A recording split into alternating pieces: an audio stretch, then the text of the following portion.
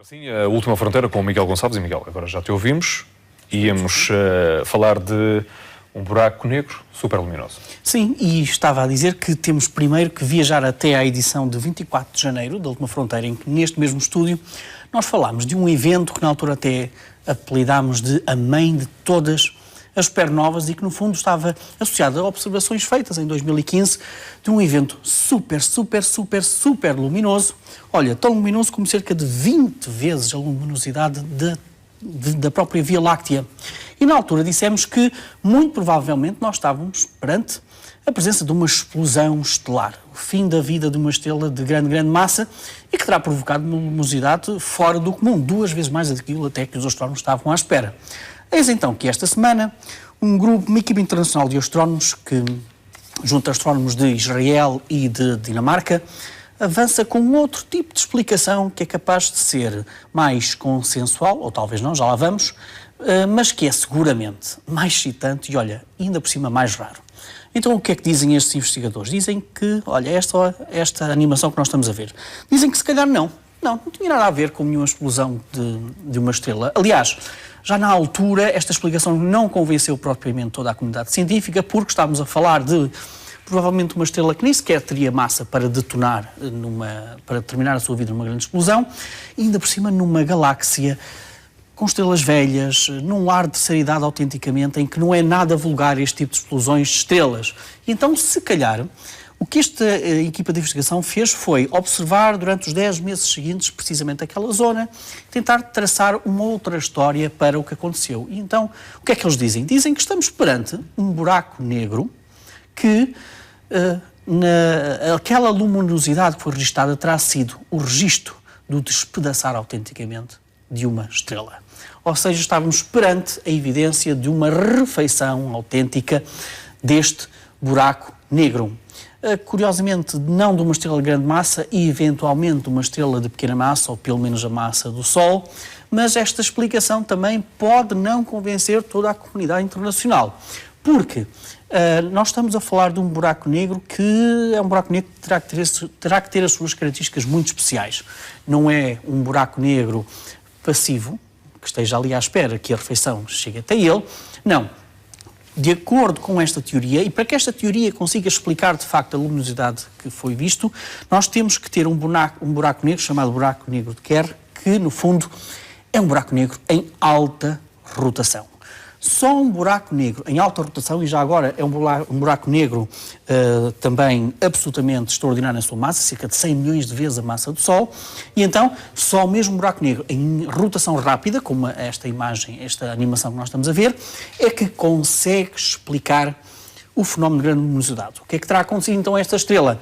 À medida que se foi aproximando deste buraco negro em alta rotação, olha, assistimos a uma espécie de um esparguete. Ou seja, toda a massa desta estrela rodopia à volta do buraco negro e faz com que apareçam grandes fios, digamos assim, da matéria da própria estrela. E então é a junção desta quase esparguete estelar com o choque precisamente da matéria dessa estrela nas redondezas do buraco negro que cria um grande aumento de temperatura e uma grande luminosidade como aquela que foi registada.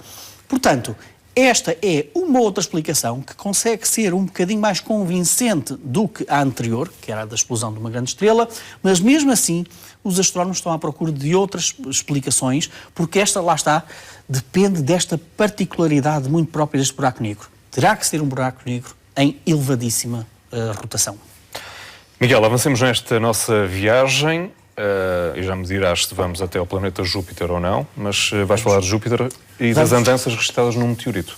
Curiosamente, quem diria que nós, para chegarmos à história de Júpiter, podíamos lê-la, digamos assim, olha, não nos búzios, felizmente, mas à custa de um meteorito, e não um meteorito qualquer. Vamos começar por explicar que os planetas no início da formação do Sistema Solar não estariam propriamente no sítio onde nós estamos, onde os conhecemos hoje.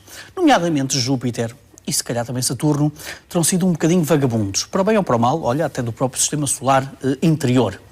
E então, há uma teoria em astronomia chamada Grand Tech Theory, que diz mais ou menos o seguinte: bem no início da formação do Sistema Solar, À medida que Júpiter se foi formando, à medida que Júpiter foi aglutinando cada vez mais matéria, criou um desequilíbrio, digamos assim, na densidade de matéria na nébula primitiva.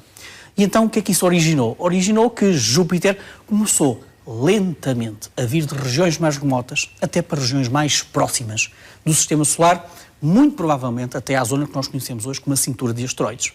O que é que o fez regressar depois para zonas mais afastadas? Olha, o nascimento, precisamente, do outro gigante, planeta gigante do Sistema Solar, Saturno. À medida que Saturno se foi formando, ele começou a dizer que queria companhia e então começou a puxar autenticamente Júpiter para regiões mais afastadas. Ora, mas a presença de Júpiter, ou do Júpiter primordial, aqui nas redondezas do Sistema Solar interior, criou efeitos extraordinários. Olha, começa por na própria massa de Marte. De acordo com os sistemas planetários, Marte teria que ter muito mais massa do que aquilo que tem presentemente. E esse déficit de massa pode estar associado precisamente às andanças iniciais de Júpiter, que, no fundo, comeu muita matéria que havia no Sistema Solar interior e os restos de origem aos planetas que nós conhecemos. Mercúrio, Vênus, Terra, Marte. E Marte teria que ser muito mais maciço se não fosse a presença de Júpiter. É então que aparecem este tipo de meteoritos. Estão presentes em asteroides, na cintura de asteroides, que têm estes côndulos, estas estruturas ovais no seu interior, e estas estruturas ovais têm grãos de poeira, no fundo, grãos metálicos, que parece que podem ter sido condensados diretamente a partir de ferro vaporizado. Como podes imaginar, vaporizar ferro exige choques, temperaturas muito elevadas.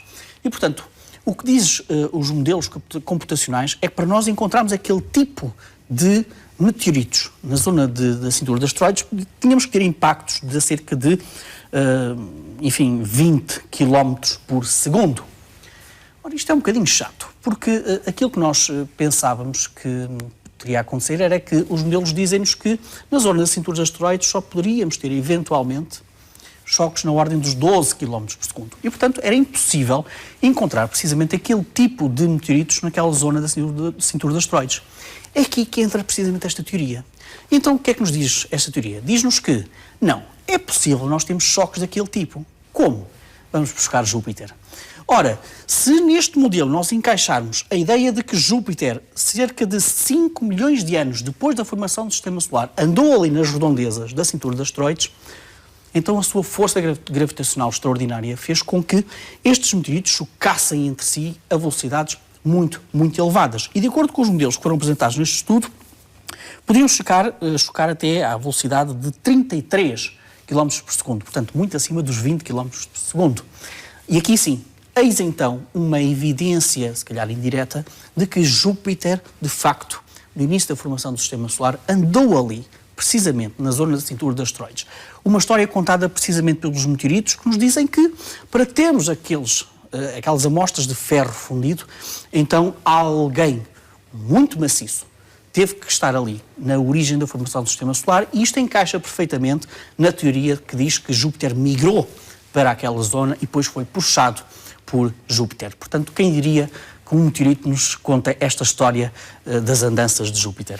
Ora, e no minuto final para a sugestão da semana, Miguel, temos na mesma Júpiter, mas também Saturno. Sim, já que estamos a Júpiter e Saturno, vamos continuar lá para mostrar duas imagens notáveis, uma da Juno e outra da missão Cassini. Vamos começar por Juno. Olha, estás a ver aquele ponto oval lado esquerdo? Sim, aquilo sim. é o que os cientistas chamam uma das pérolas, do colar de pérolas, digamos assim, um dos 8 colares de pérolas, digamos assim, que encontramos em Júpiter, nas altas atmosferas, nas altas camadas de atmosferas de Júpiter. Corresponde a tempestades. Tempestades que rodam no sentido contrário ao ponteiro dos relógios e que nos mostram, uma vez mais, a complexa estrutura das atmosferas e das tempestades em Júpiter. E a outra imagem que nós temos de Saturno mostra-nos exatamente também a zona do polo norte de Saturno, com a famosa formação hexagonal. Olha, cada lado deste hexágono tem o tamanho do diâmetro da Terra. Portanto, isto dá-nos uma pequena ideia do tamanho que são estas formações atmosféricas. E bem no centro, como podemos ver nesta imagem, temos outra gigantesca tempestade, que foi capturada também pela Cassini. Esta é uma das últimas imagens da Cassini, que está lentamente a aproximar-se do plano dos anéis, vai passar pelos anéis até que, lá para setembro do próximo ano, vai terminar em grande estilo a sua viagem por Saturno. Muito bem, Miguel. Obrigado por esta viagem espacial e esta conversa sobre ciência. Obrigado e bom domingo. E fechamos aqui a segunda hora do Bom Dia Portugal. Estamos de regresso às 10. Até já.